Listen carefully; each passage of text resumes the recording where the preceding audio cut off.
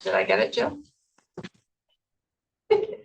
There we go. Okay, we will call the Cumberland County Finance meeting to order, and we'll begin with a roll call, please, Audrey. Commissioner Ear. I am here. Commissioner Bocci. I'm here. Commissioner Eichelberger. All right, the next part of our meeting is the public comment. There are some folks here, and we're happy to see everyone, but I don't know that you're here for public comment. So if there is someone in the room that wanted to make a public comment, please let me know. If not, is there anyone online interested in making a public comment at this time? Not at this time. Okay, we'll go into the approval of the minutes from the February 12th meeting. I'll move to approve. Second. It's moved and seconded. All in favor say aye. Aye. Aye.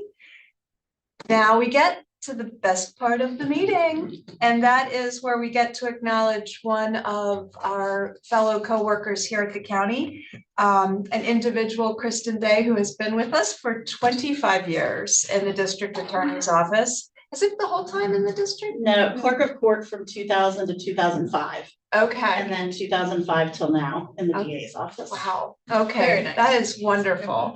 So we're so happy that you're here and you have the Thank you. support of your colleagues. Yeah. And we'll have you come on up, and we would love for the DA to come up and say a few words about Kristen. And That could be dangerous. well, I was hoping she'd sing. Yeah. So you know I have that. I hear her singing in the hall. Okay. Thank you. No, Kristen has probably one of the toughest jobs in our office. She's our gatekeeper, our receptionist. Many days, most of the people that come to our office are happy, but not everybody is. And Kristen's the one that deals with a lot of the problems that come before us. So, and we thank her very much for all her hard work. Thank you. And tenacity for 25 years. So, yeah, Kristen, thank you so much. On Thank behalf of you. the Board of Commissioners, we have a little thing here. Oh, I'm going to thank you shake so your hand and much. we'll give you that. Okay. We will do some Thank you. formal stage stuff here. Okay. All right, I'm gonna look here, I'm gonna take a couple. Sean, can I get you? Yeah. He always has, I told you, exits on the floor. All right.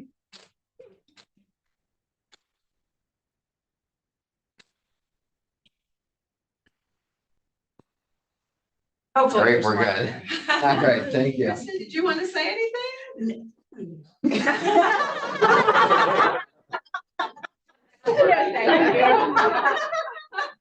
Just keep up the good work. Thank you. I appreciate it. Thank you so much. Thank you. Thank you. It's great you all were here to support her. Thank you.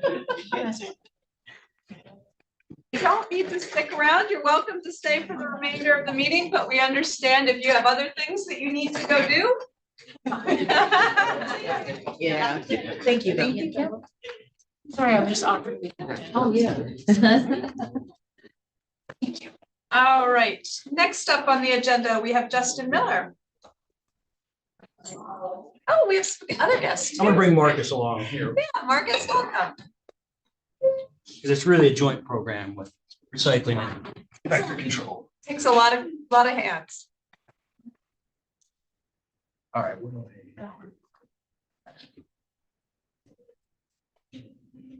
Okay, try to make this brief. So I'm sure you're aware we've done tire collection events the last 2 years. 2023, we did a 3-day event back to back to back, 2 hours each day. Last year, we did 2 days back to back, 3 hours each. Slinging tires around wears you out. Kirk can probably attest to that. They are heavy. So we're looking at a little different scenario this year. We're actually proposing to you a spring and a fall event, 6 hours each. So we're essentially doubling our hours. We think we're adding a little bit of convenience. So I wanted to mention the dates there. I just wanted to quickly show you some pictures from last year.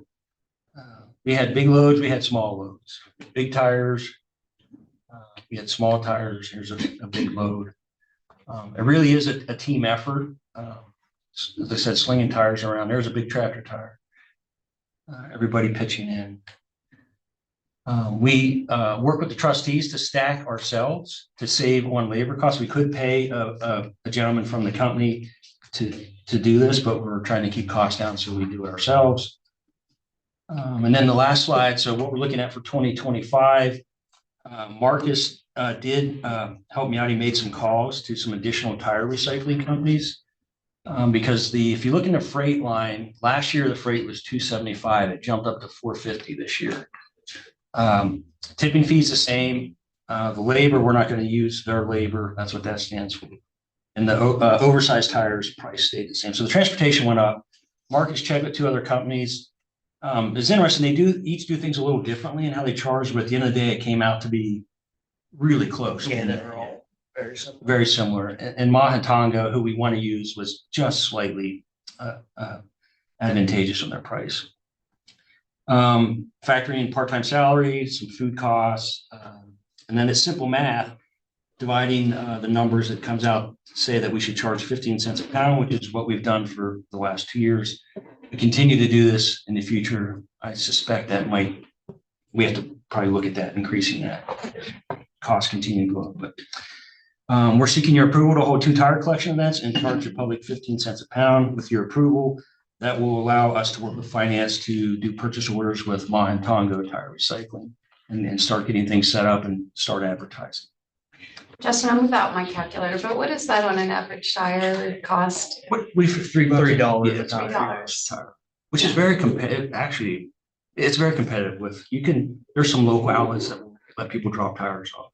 We didn't call this year, we called last year. Dices, for example, was $3 a tire. Okay. And when they go to recycle it, it's a certified program where they're doing something productive. I know it's hard with the steel running through the rubber, but with what they're taking. There's not many, as we found out when we were trying to get pricing. There's not a lot of processors in the state of Pennsylvania. But yes, if they're in that business, they have to be permitted by the state, and they have to have a transportation license to even haul the tires to the processing facility. Okay. I think it's such a benefit for the folks in Cumberland County, and I love that you do this. I know it takes a lot of effort and work, and hopefully you've not gotten it. The dates seem to be not within the hottest days of the summer, so that's a good plan. But it keeps them out of people just dumping them. So. And then when that happens, Marcus has to deal with them with mosquito habits. Right. Oh, yeah. Treating them, and as long as they're not on, I guess. I have that slide. I have that slide here with the. Yeah, that's what that was to show, the first one there.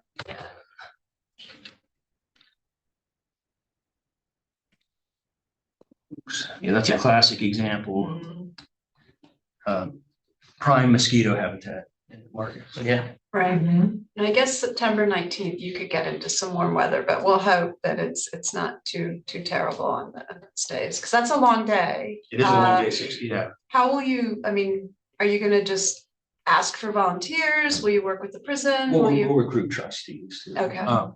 The other reason I wanted to go to a longer day is we were doing, and we'll have to see what the data shows. We did go a little later last year, but we started later, and we seem to have trouble getting trustees because they were already out on other jobs. So I think this will help us get a more stable crew of trustees from the prison. Okay. And the plan is still to do it at the barn at the same location. Yeah. You're not changing that anywhere. Okay. Yeah. Thank you. I appreciate it. Are there any other questions? Do you have questions of Justin this time? Great. Then we'll entertain a motion to approve the holding the tire collection. For approval of the entire collection. I'll second. It's moved and seconded. All in favor, say aye. Aye. Aye. Thank you both. Thank you. We take commissioner volunteers to help out. I'm thinking about it, Kirk, but I gotta tell you, there was I was involved with the YMCA when we did the race downtown, and we had to make the track out of tires. And I swore I would never throw around tires again, but that's been a long time ago. Maybe I've forgotten. It's a dirty job. Yes, yeah, it is. So does municipality still have the meeting on for tomorrow, the York? They do. They do. Matter of fact, I just had a call from Hampton on the way down. Okay. Are you guys attending that at all, or is that just them? We didn't get invited. Let me get an invite. Didn't get them, okay. Huh, interesting. All right, next up, Mr. Stoner, you have a couple of items that you want to chat with us about. I think one, but two potential actions. Two potential actions. So yes, I have Brad with us. I think Elizabeth's on line. So we're talking about our county solar RFP. So as you recall, back in January 2022, the county adopted our first ever climate action plan. We followed that up in September of 2022 with an analysis from Wilson Engineering Services to look at the feasibility of solar on county property. That showed that there was some feasibility at the time, like maybe we need to look at this in more detail. Followed that up in with a deeper dive then in June of 2024, where we looked at the county properties that we have on Army Heritage Drive, looked in detail their suitability for solar. That showed that there was suitability. As you recall, we went through an RFP process that started in September. Accepted RFPs through November. We received 10 responses to that RFP. In November and December, staff, along with staff from Wilson Engineering Services, reviewed those RFPs. We had a short list of 5 firms. Then we had to follow up with those 5 firms to ask some additional information, and then came back to the board with 3 firms, which all of you interviewed in the January to February timeframe. The staff recommendation was to work with Greenworks and Solar Renewable Energy, or SRE. Felt like they have an extensive experience portfolio, especially in Pennsylvania, the largest solar developer in Pennsylvania. And they were very responsive to the requirements of the financial and technical proposals. So they knew what they were doing. The projections on the finances for the project were excellent. And we know that they're also a local owner that's really going to put their name on the project and not sell the project at a future date to potentially somebody else. So we have that confidence and comfort and security knowing that they're going to be in this with us for the long haul. So as you see from what we provided to the board in evaluating the responses, staff recommendation would be to work with Greenworks and Solar Renewable. Next steps being that we would really negotiate them with a contract. So we've seen to this point through the RFP process, really projections, what the project will look like. As you learn from the presentations, there's a lot of interaction that has to happen with PPL to really determine what it is, final numbers. So we would be doing that over the next several months. And then that contract will really solidify those projections into the contractual obligations and guide the rest of the project. So really, just the action that we've been looking for today is 1, to award to Greenworks and SRE, and 2, then authorize Keith and I to work with them on that negotiation piece, which we'll bring back to the board. So this, at this point, there's nothing final. Really, it's kind of the start of the process now that we've been partnered. Kurt, can you just lay out for me the timeline? So you, if this is approved today, you take that forward. When would we start to see the impact of advancing after if a contract gets signed and negotiated? Do you have a timeline for that? Probably the near term work that needs to be done is getting in the queue with PPL. So there's a queue of solar projects, other major projects that PPL is working on. So we work with them, then they would work with our project team to look at the specifics of our project and figure out what the costs are, those interconnection costs that we discussed during the RFP process. Time-wise, Kelly, I'm not sure. I think there's a lot up in the air right now with PPL, how quickly they can turn some of these projects around. I think with Greenworks, they were looking at about an 18-month schedule until construction. So it kind of puts it in the context of where we're at.